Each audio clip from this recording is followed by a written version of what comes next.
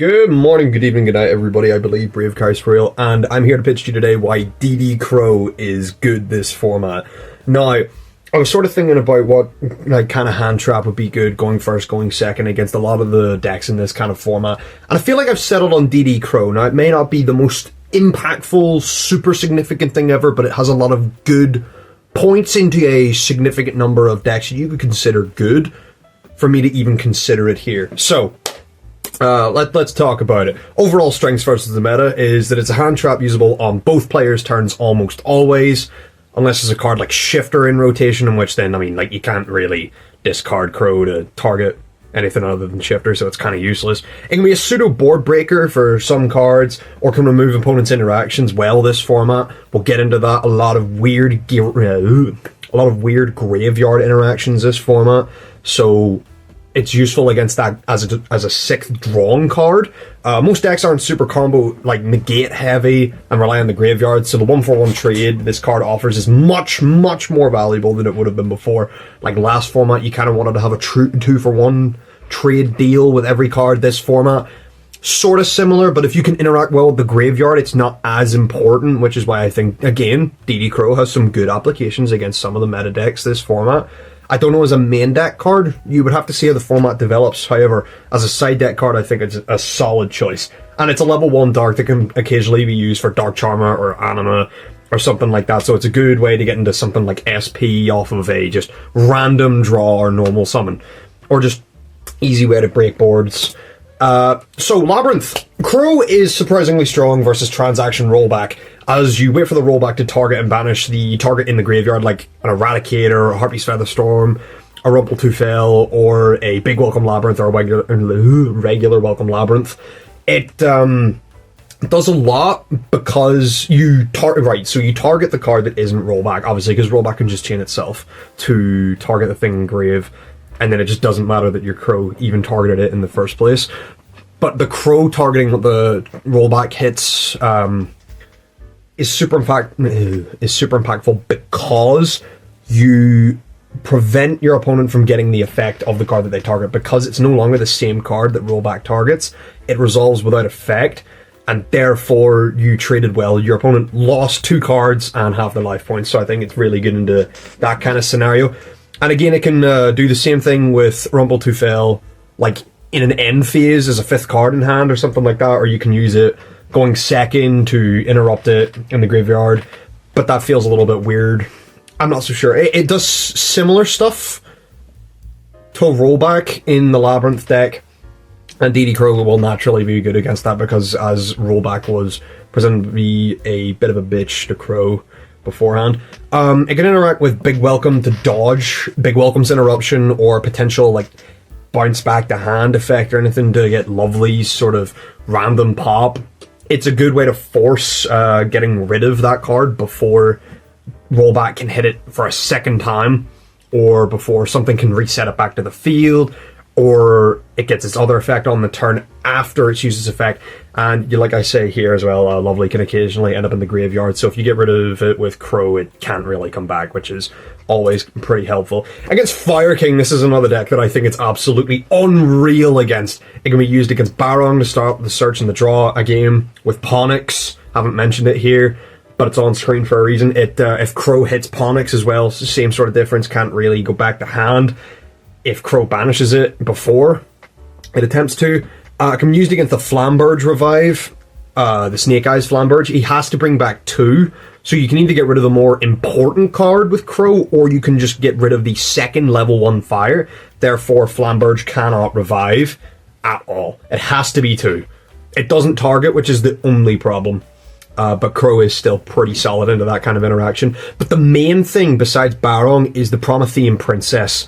So as a 6th card going into Princess, it can get rid of that interaction and loop that it causes, and that insane sort of interruption chain with Amblo Whale and everything, and that recursion that it gives with being able to just special summon any fire from the graveyard whenever it on your opponent's main phase or anything like that. It's just incredible how good Crow is into that card specifically.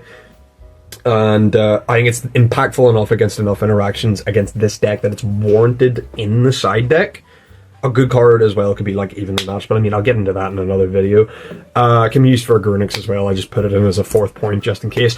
Versus Mannadium. Now, this is a deck that I'm not too confident in DD Crow's applications against. However, you can use it on Visa Starfrost Engrave after both planets have been used to guarantee that their mainline combo has one Visa Starfrost banished before they summon Cross Sheep and Vicious Astroloid, because it stops a Dissipator line, it stops lines to get the stuff like the Ice Jade Gimmer. The only problem with it is that sometimes they have a Baron up before they go anywhere near those plays, so you can also hit one of the Hearts, but again, a bit risky, not knowing how many Starfrosts are potentially in hand or about to be in rotation or anything like that, because the Hearts are easier to get to than Visa Starfrost, which is why I feel like it's a much more safe hit, and at worst it baits out or interacts with a Baron, so it's one less Omni Negate against Mannadium's full board. It's not a good 6th card, unlike the last 2 decks that we looked at, which is very important. So it's just going to be like Droll or Nibiru. It's like you just throw your hands up and say, ah well. Against Rescuers, you can remove a second Rescuers piece to prevent a Turbulence summon from the hand. Keep in mind you have to do this before, because Turbulence and Preventer alike will banish for cost. So obviously you got to do that before. You got to predict whenever there's 2 in grave, DD Crow's probably a really safe hit to try and get something out of the graveyard. Like if your opponent just starts like Rescuers Hydrant, you can probably just safely go Crow, target the Hydrant whenever they link it off for like Link Karibo or something. So that's helpful for that whole Preventer line that it does. Can be hit. It can hit a Rescuers Revive with like Rescue or something like that.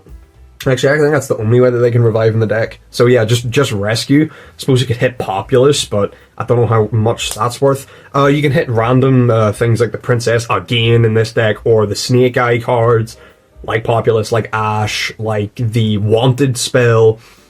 Wanted specifically because of the stupid way that it brings back, like, because even if you hit the Fire E-Telly, it can still just bring it back to the deck, because for some reason it allows it to get stuff from the Banish Zone as well, which I think is like kind of stupid. I learned that the hard way. Yeah, no, it's not the greatest against this deck, but it does have some random applications if you need extra side cards into it.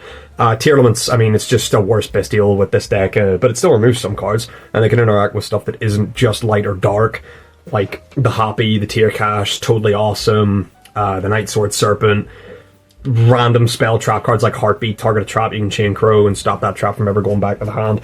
Another thing that I have written down here is that it can force Shuffler interaction going second, or prevent extra fusion summons against you going second as well. So that means Pearl Rhino becomes a hell of a lot worse with Crow as a 6th card. So it has a lot of really strong applications again going first and second, like against the Fire King deck and the Labyrinth deck. So it's another deck that DD Crow benefits from having around in the format.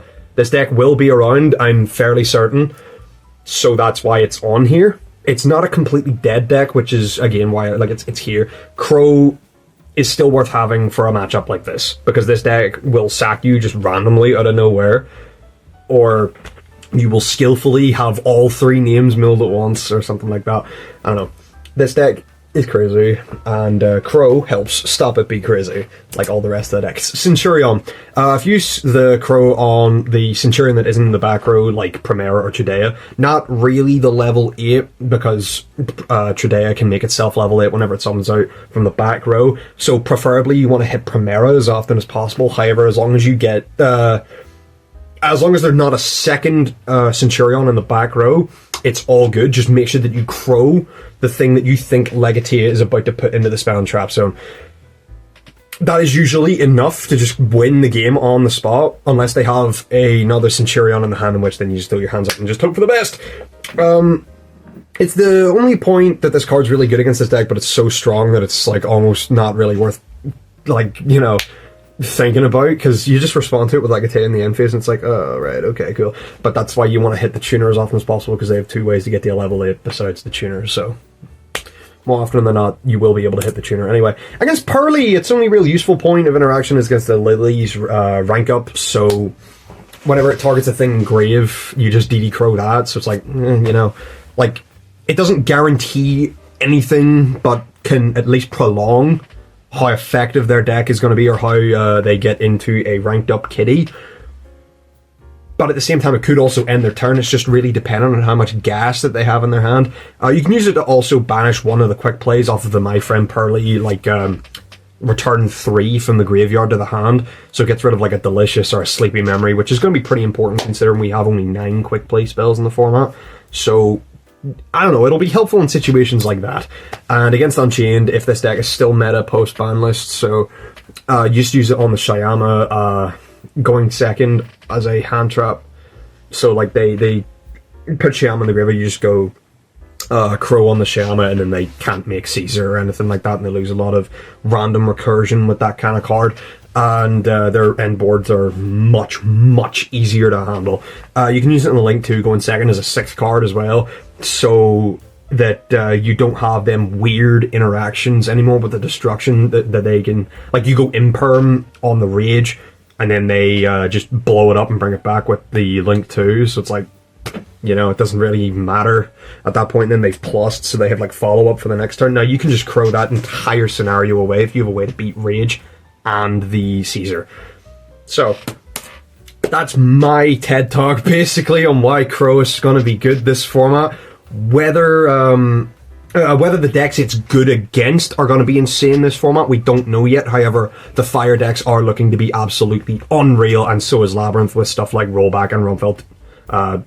Rumpfeld, I don't know. The other trap card that I mentioned, I'm still like messing up its name. So if you enjoy, consider dropping a like and subscribe, maybe if you want to see other videos like this in the future, and I'll catch you later. Have a great rest of your day.